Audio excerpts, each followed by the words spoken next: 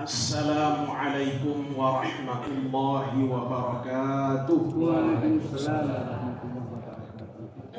Alhamdulillahi rabbil alamin wal aqibatu lil muttaqin wala udwana illa 'alal zalimin wala haula wala quwwata illa billahil aliyyil azim. Ashhadu an la ilaha illallah wahdahu la syarika lahul malikul haqqul mubin wa ashhadu anna Muhammadan abduhu wa rasuluh shadiqul wa'dil amin. Allahumma salli wa sallim wa barik ala abdika wa rasulika nabiyyina Muhammad wa ala alihi wa ashabihi ajma'in wa man tabi'ahum bi ihsanin ila yaumiddin, amma ba'd.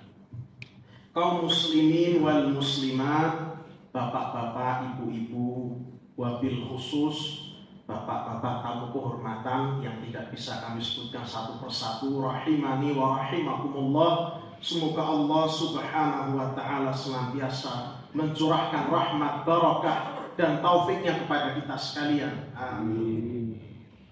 Saya tidak tahu kalau hari ini ada tamu kehormatan. Jadinya ya seadanya saya mengisi ya seperti ini. Tidak dibuat-buat ini Pak. Iya, begitu. Saya ingin menerangkan topik yang di luar Ramadan karena sudah banyak para dai mubaligh yang menerangkan tentang Ramadan. Saya sendiri kok bosen menerangkan ini ya. Rumah saya tak bulan-balani wae. Tapi tidak apa-apa, saya ingin menerangkan tentang sujud sahwi.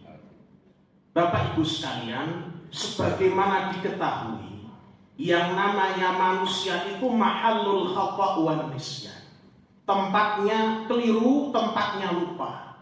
Sehingga ya kalau kita sholat kadang-kadang lupa, kadang-kadang keliru, kadang-kadang nambah, kadang-kadang kurang. Itu sudah lumrah, sudah biasa. Bukan hanya sekarang, sejak dulu, sejak zaman Nabi Sallallahu Alaihi Wasallam, karena beliau juga hanya insan biasa. Firman Allah Subhanahu Wa Taala dalam surat Al-Kahf, "Qul innama ana basyarum mithlukum." Katakan, wahai Muhammad, innama ana basyarum mithlukum. Sesungguhnya saya ini hanya manusia biasa sama seperti kalian. Yuha ilayya annama ilahukum ilahu wahid. Hanya yang membedakan yuha ilayya, diwahyukan kepadaku, annama ilahukum ilahu wahid, bahwasannya Tuhanmu, sesembahan kalian adalah sesembahan yang satu. Faman kana yarju liqa'a rabbih, barang siapa yang mengharap-harap perjumpaan, tentunya perjumpaan yang baik dengan Rabbnya, dengan Allah Azza wa Jalla, falyamal amalan salihah, hendaklah dia beramal yang salih, wala yusyrik bi ibadati rabbih ahada, dan jangan mempersekutukan suatu apapun dalam beribadah kepada Rabbnya. Tentang sujud sahwi, kadang-kadang seorang nambahi pas sholat. Misalnya, contoh, seseorang sholat, contoh sholat zuhur misalnya. Zuhur itu berapa rakaat? 4 rakaat. Dilalah, lupa imamnya, terus kemudian nambah 1 rakaat. Nah, ini yang para ulama itu jelas dalam hadis, kalau diingatkan, imam itu diingatkan, caranya kalau laki-laki nopo bertasbih subhanallah, kalau wanita bertepuk tangan. Tapi kadang-kadang diingatkan, dia tidak tahu diingatkan ini sajane apa, saya itu kurangnya apa, itu juga ada. Kasus yang saya temui itu imam lupa sujud kedua. Sujud itu kan ada 2. Sujud pertama diselingi duduk antara 2 sujud, kemudian sujud kedua. Lupa sujud yang kedua. Di subhanallah malah ngadep. Pusing toh. Ini subhanallah semua berdiri lagi, padahal rakaatnya udah pas. Subhanallah lagi bingung antara ukur apa duduk atau duduk.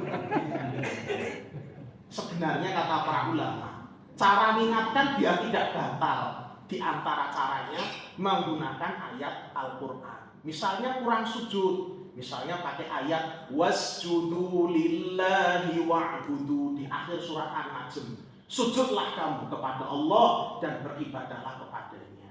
Itu tidak batal kata para ulama. Demikian pula rukuk, misalnya warka'u ma'ar raki'in. Rukuklah bersama dengan orang-orang yang rukuk, itu tidak batal. Pusingnya jamaah kita diwacaki orang ngerti. Warka'u ma'ar raki'in, ki maca apa makmum ora. Imamnya yo bingung. Kon berdiri misalnya wa qumu lillahi qanitin. Berdirilah untuk Allah dalam sholatmu dengan khusyuk. Imamnya ragu, ini maksudnya apa? Ini maksudnya. Nah, ketika itu ada yang tanya pada kami, wis piye nek salah satu makmum berkorban? Waduh. Ya boleh, satu batal ya, ngomong gitu jelas batal loh ya. Yang kedua, bahwa ya memang sholatnya. Nah, di antara solusi yang lain dibacakan doa yang dia tinggalkan, rukun yang dia tinggalkan. Misalnya sujud, subhanakallahumma rabbana wa bihamdika allahumma ighfirli. Atau biar jelas ada bedanya antara rukuk sujud. Kalau rukuk subhana rabbiyal azim, kalau sujud subhana rabbiyal a'la. Itu lebih mudah saya kira. Nah, itu cara mengingatkan imam. Nah, kalau tadi misalnya di sholat zuhur kok berdiri rakaat kelima, itu jangan diteruskan. Kalau diingatkan makmum, wah wis sisan wae, rapopo wis mumpung 5 rakaat ganjaran tambah akeh. Ora koyo kuwi konsepnya ndak seperti itu. Jadi seperti saya dulu waktu kecil juga begitu. Jadi pernah saya imam itu sama Mas Akbar kakak saya, itu masbuk. Nah, masbuk 1 rakaat. Terus saya tambahin 1 rakaat lagi, mesake nek masbuk. Masalahnya mantap banget ganjarannya 5 rakaat tambah oke. Padahal tidak seperti itu. Menambah rukun dalam sholat secara sengaja itu dosa. Nah, kalau nambah-nambahi, ya, misalnya nambah, kemudian eling terus diingatkan, maka sujud sahwinya kata para ulama disunahkan ditaruh setelah sholat. Karena nambah, sehingga jangan nambah-nambahi lagi dalam sholat. Sujud sahwinya ditaruh 2 kali setelah sholat. Setelah salam, assalamualaikum warahmatullahi wabarakatuh. Assalamualaikum warahmatullahi wabarakatuh. Allahu akbar, Allahu akbar, Allahu akbar. Kemudian salam. Kalau pengurangan dalam sholat, misalnya mengurangi tasyahud awal, ini juga terjadi di Nabi SAW. Disebutkan di dalam sebuah hadis, Sallallahu Rasulullah sallallahu alaihi wasallam rak'ataini min ba'dis shalawat. Rasul sallallahu alaihi wasallam pernah sholat bersama kami 2 rakaat dari sebagian sholat-sholat. Di dalam sebagian riwayat ini sholat asar atau sholat zuhur. Tsumma qama falam yajlis. Kemudian harusnya kan kalau sholat itu lebih dari 2 rakaat, 3 atau 4, setelah 2 rakaat itu mau bangkit ke rakaat ketiga itu kan duduk tasyahud awal dulu. Nah, ternyata Rasul Shallallahu Alaihi Wasallam itu langsung berdiri, tidak pakai duduk tasyahud awal. Falam yajlis, tidak duduk. Faqaman nasu ma'ahu, maka manusia pun yaitu para sahabat ikut berdiri bersama beliau. Falamma qadha sholatahu, ketika beliau selesai menunaikan sholat, meh arep salam. Wa nadharna taslimahu, kami sedang nunggu-nunggu beliau mau salam. Kabbaro, tiba-tiba beliau takbir Allahu Akbar qabla taslim, sebelum salam. Fasajada sajadataini, kemudian beliau sujud 2 kali. Wa huwa jalisun, dalam keadaan beliau tadi duduk. Tsumma salam, baru kemudian beliau salam. Jadi ini menambahi, ngurangi. Sekarang masalah yang ketiga, yaitu ragu-ragu. Ragu-ragu kata para ulama ada 2 macam. Ragu-ragu yang pertama, ragu-ragu tapi dia bisa merajihkan, menguatkan salah satu di antara keraguan-raguannya. Kayak ini mau aku rakaat 1, 2 macamnya misalnya Al-Kafirun sama Al-Ikhlas. Terus ini kayaknya ini sudah rakaat keempat ini, saya yakin kalau ragu-ragunya bisa merajihkan, pilih yang dia anggap paling kuat. Pilih, gak usah ragu-ragu, ambil yang paling kuat. Kemudian nanti setelah salam dia sujud sahwi 2 kali. Nah, ada yang tanya, wah, nek misalnya salah tenan piye Pak Ustaz?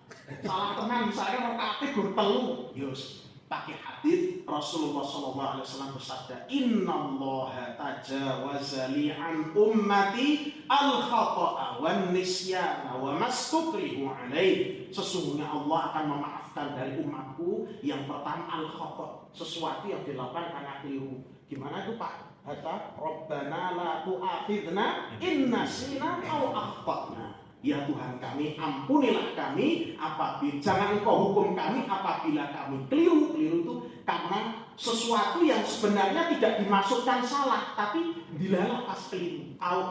Inna sina wa akhtana, jika kami lupa atau keliru. Nah, ini.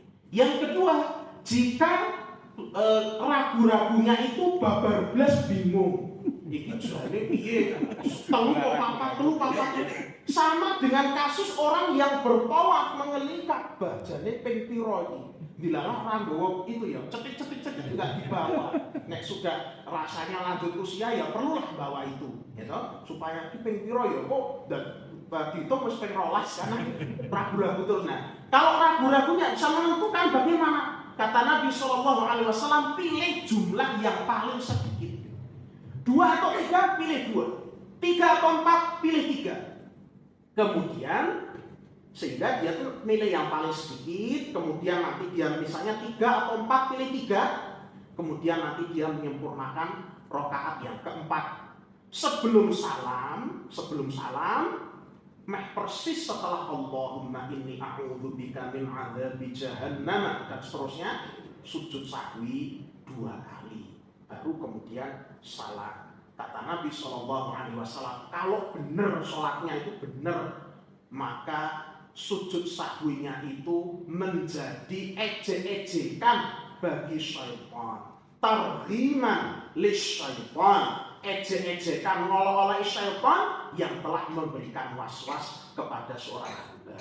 Jadi bapak-bapak ibu-ibu, mudah-mudahan hal ini menambah wawasan kita, karena yang namanya masjid sekarang kan ya isinya usia lanjut. Jadi kalau imamnya lupa ya maklum, diingatkan, barangkali mudah-mudahan ini bermanfaat. Itu ini materi yang sudah saya sampaikan, mungkin nggak ada kaitan dengan Ramadan, saya mohon maaf. Saya akhiri, subhanakallahumma wa bihamdika asyhadu an la ilaha illa anta astaghfiruka wa atubu ilaik. Assalamualaikum warahmatullahi wabarakatuh.